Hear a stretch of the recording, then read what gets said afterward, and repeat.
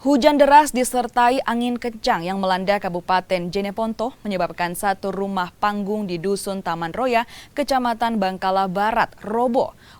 Warga menyebut rumah milik Daeng Situru roboh usai diterjang angin kencang.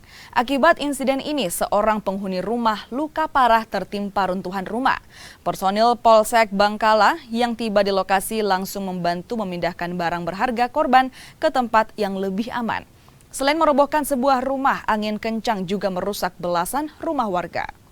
Cuma sennya rombat, cuma sennya di belakang rumah. Ini punya adik, sennya di belakang rombat. Kemari balik. Dengan tukangnya, rumahnya ini juga. Yang di sana 2 rumah, rombat juga. Ini nih paling parah.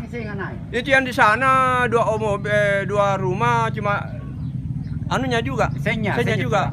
Waktu kejadian ini Pak, di mana pemilik rumahnya? Ada katanya perbaiki.